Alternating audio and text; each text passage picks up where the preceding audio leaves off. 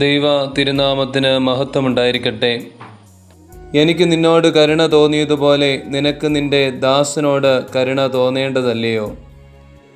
1000 താലന്ത് ഇളവ് കിട്ടിയവൻ 100 താലന്ത് തരുവാനുള്ളവൻ്റെ പെടലിക്ക് പിടിക്കുന്ന നിമിഷങ്ങളിൽ തമ്പുരാൻ ചോദിക്കുന്ന ചോദ്യമാണ്.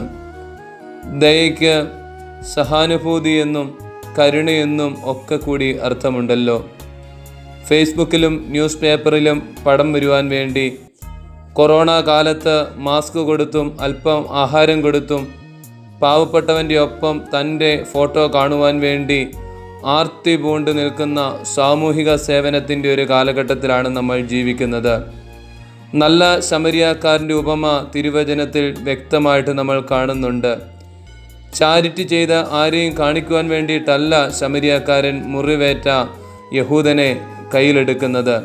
കാരണം യഹൂദൻ്റെ വേദനയിൽ, അവൻ്റെ കണ്ണുനീരിൽ അവൻ്റെ മതമോ അവൻ്റെ ജാതിയോ തനിക്ക് ലഭിക്കാവുന്ന പബ്ലിസിറ്റി ഒന്നുമല്ല ആ ശമരിയാക്കാരൻ ചിന്തിക്കുന്നത്. മറിച്ച് തന്നെ പോലെ തന്നെ ഒരു ജീവിയാണ് ഈ കിടക്കുന്നത് എന്നുള്ള ഒരു ബോധ്യമാണ്. തമ്പുരാൻ പഠിപ്പിക്കുന്നുണ്ട്, ഈ എളിയവരിൽ എനിക്ക് ചെയ്യുന്നത് എനിക്കാണ് ചെയ്യുന്നതെന്ന്.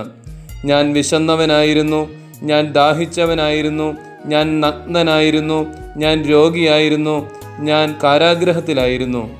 നിങ്ങൾ എന്നെ വന്ന് കണ്ടോ എന്നുള്ളത് തിരുവചനം നമ്മുടെ നേരെ ഉയർത്തുന്ന വലിയ ഒരു ചോദ്യമാണ്. അയൽപക്കത്തെ വിശക്കുന്നവനോട്, ദുഃഖിതനോട്, പരാജയത്തിനോട് ദയ കാണിക്കാതെ നിന്റെ ജീവിതത്തിൽ നീ ദൈവത്തെ കാണുകയില്ല എന്നുള്ളത് മറന്നു പോകരുത്. അതുകൊണ്ടാണ് ഗിരിപ്രഭാഷണത്തിൽ പറയുന്നുണ്ട്, കരുണയുള്ളവർ ഭാഗ്യവാന്മാർ, അവർക്ക് കരുണ ലഭിക്കും. അപ്പം ദൈവത്തിൽ നിന്ന് കരുണ നമ്മുടെ ജീവിതത്തിൽ ലഭിക്കണമെങ്കിൽ നമ്മുടെ ജീവിതത്തിൽ മറ്റുള്ളവരോട്, സഹജീവികളോട്, സമൂഹത്തോട് കരുണ കാണിക്കണമെന്നുള്ളത് നമ്മൾ മറന്നു പോകരുത്. പരിശുദ്ധനായ പാമ്പാടി തിരുമേനിയും ഫാദർ ഡാമിയനും മദർ തെരേസായും പോലെയുള്ളവർ നമുക്ക് കാണിച്ചു തന്ന മാതൃകയാണ്. അപ്പോൾ നമ്മുടെ ജീവിതത്തിൽ സഹോദരങ്ങളോട് കരുണ കാണിക്കേണ്ടിയിരിക്കുന്നു.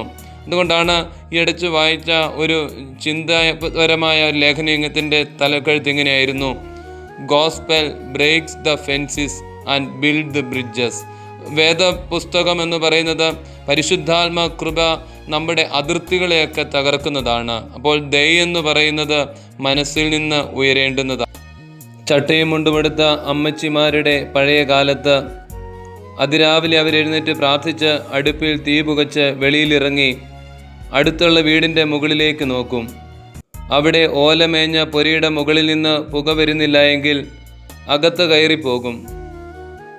അവിടെ കാപ്പിയൊക്കെ ഒരുക്കിയതിന് ശേഷം കഞ്ഞിക്കൊക്കെ വെള്ളം വെച്ചിട്ട് വീണ്ടും പുറത്തിറങ്ങി നോക്കും പുക വരുന്നുണ്ടോ എന്ന്. ഇല്ല എങ്കിൽ അരി വെച്ചിട്ട് കയ്യിൽ അരിയുമായി അടുത്ത വീട്ടിൻ്റെ അടുക്കളയുടെ പുറകിൽ ചെന്നിട്ട് വിളിക്കും, എടി അന്നമ്മോ. ഇതിന് പറയുന്ന പേരാണ് ദയ. ദൈവം തമ്പുരാൻ അനുഗ്രഹിക്കട്ടെ.